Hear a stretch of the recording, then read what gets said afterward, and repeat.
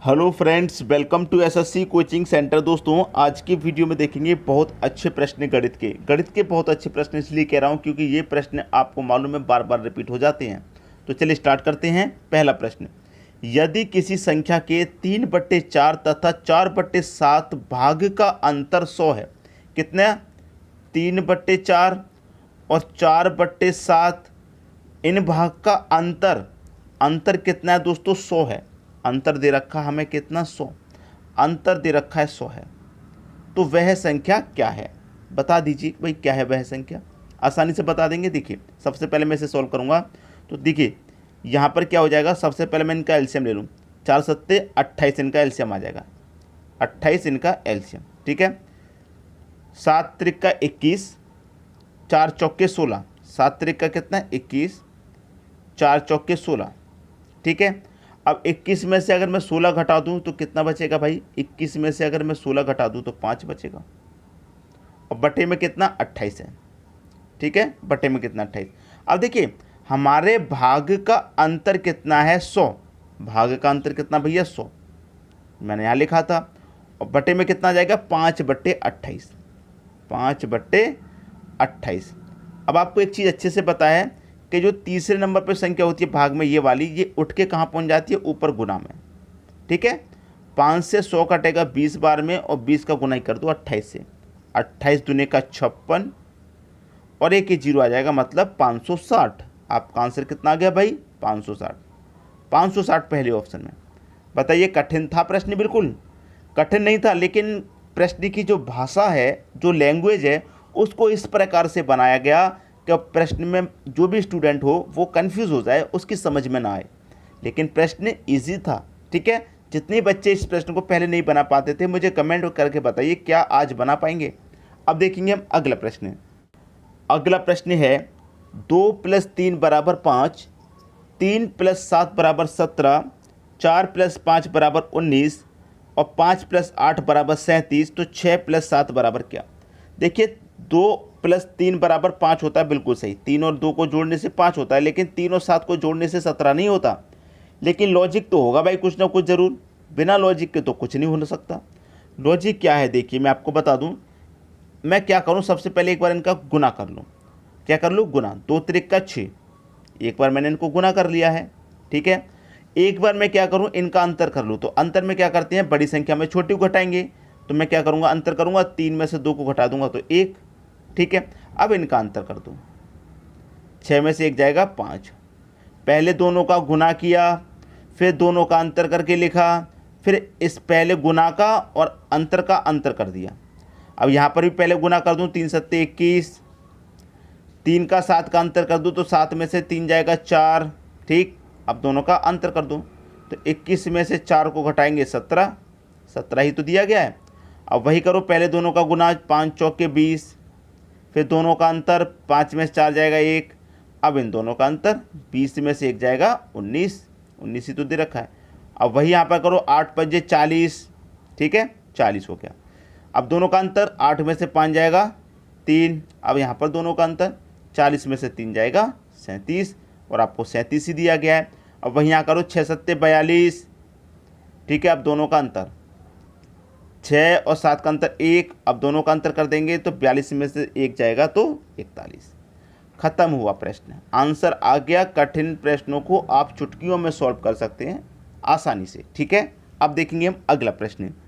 अगला प्रश्न है, धन पूर्णांकों a और b के लिए त्रिभुज एक ऐसी संक्रिया है कि a त्रिभुज b बराबर a + b माइनस का 2 है, तो 4 त्रिभुज 3 का मान है। देखिए, आपको a त्रिभुज b बराबर a + b minus into minus का 2 है, और यहाँ पर क्या दे रखा है? 4 त्रिभुज 3 का मान क्या है? 4 त्रिभुज 3 का मान क्या है? देखिए, अब सीधा सीधा आप देखिए, a की वैल्यू कितनी है? 4, v की वैल्यू कितनी है? 3। सीधा सीधा समझ में आ रहा है। a की वैल्यू 4, v की वैल्यू 3, और a की वैल्यू में कितनी लिख दूंगा? 4, प्लस v की वैल्यू कितनी लिख दूंगा? 3, माइनस का 2, ठीक है। अब 4 और 3 कितना हो जाएगा भाई? 7 हो जाएगा। अब माइनस माइनस का गुना हो जाएगा तो प्लस हो जाएगा, तो प्लस का 2, और 7 और 2 कितना हो जाएगा? 9 हो जाएगा। आपके प्रश्न का आंसर 9। बी ऑप्शन बिल्कुल सही हो गया। ठीक है, 4 त्रिभुज 3 का मान कितना आ जाएगा, 9 आ जाएगा। खत्म हुई बात। क्लियर है, सभी को समझ में आ गया। अब देखेंगे अगला प्रश्न। अगला प्रश्न है, दो संख्याओं के अंतर का योग 45% है। दो संख्याएं कोई भी, तो मैं पहली संख्या को x, दूसरी संख्या को y मान लेता हूं। दोनों के अंतर का क्या योग, मतलब दोनों का योग x प्लस वाई। ठीक है, कितना है भैया, 45% है। 45%, तो परसेंट का मतलब क्या होता है, बटे में 100।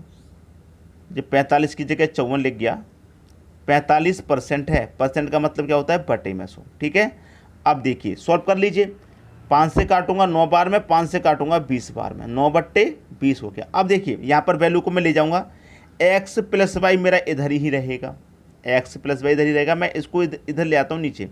ठीक है, बराबर के मैं इधर ले आऊँगा तो ये बटे में आ जाएगा, x माइनस वाई बटे में आ जाएगा कि नहीं आ जाएगा। ठीक है, x माइनस वाई बटे में आ गया, तो मैं इसको इधर लिखूँगा x प्लस वाई बटे में x माइनस वाई बराबर के।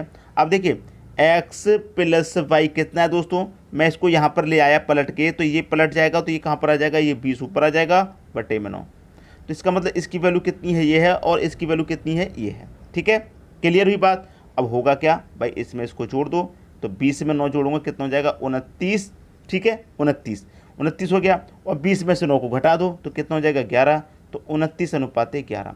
एक बार जोड़ के और एक बार घटा के लिखेंगे। ठीक है, तो 29:11।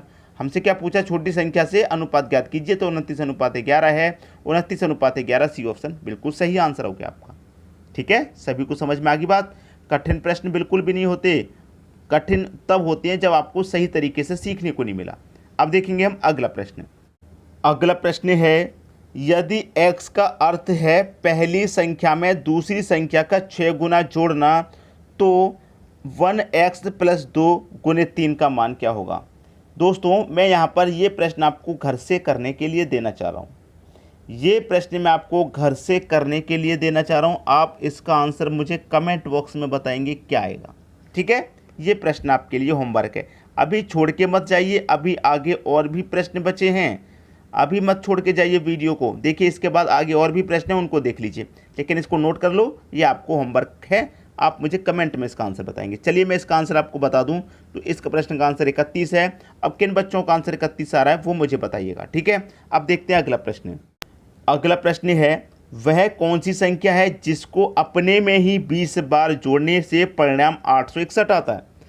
अपने में ही क्या करना है, 20 बार जोड़ना है। भाई कोई संख्या है, मुझे नहीं पता वो क्या है, मैंने उसको x मान लिया। ठीक है, मैंने क्या किया, उसको x मान लिया। ठीक है, अब मुझे क्या करना है, इस x में कोई संख्या उससे मैं 20 बार जोड़ूंगा, मतलब 20 से गुना कर दूंगा। जैसे मेरे पास मान लीजिए 5 है, अब मैं 5 को 20 बार जोड़ने का मतलब क्या है, 20 से गुना कर दूंगा, यही तो है। तो मैं क्या करूंगा, 20 से गुना कर दूंगा x का, तो परिणाम मेरा कितना आ जाएगा भाई, 861 मेरा परिणाम आता है। बात क्लियर है। अब देखिए x, ठीक, और x कितना हुआ, 21x हुआ। देखिए भाई 20x है और ये x है, तो 20x और x 21x ही तो हुआ, बराबर कितना, 861। ठीक है, अब ख़त्म हुआ भाई प्रश्न। x बराबर 861 बटे में कितना आ जाएगा, ये 21 आ जाएगा। अब 21 से मैं इसे कटाऊंगा तो कितनी बार में कटेगा भैया, 861। 21 से मैं 861 को कटाऊँ तो 21 चौके 84, 21 चौके 84 तक कट गया, 2 बचेगा, 2 में 1 जोड़ेंगे 21, तो 21 एकम 21, तो x का मान कितना आ गया भैया, 41 आ गया। ये आपका आंसर आ गया, 41 आपका सही आंसर है, जो कि आपको दे रखा है बी ऑप्शन में। क्लियर है। अब देखेंगे हम अगला प्रश्न। अगला प्रश्न है, x की पावर 3 माइनस 3 को x की पावर 3 माइनस 1 से भाग देने पर शेषफल क्या होगा।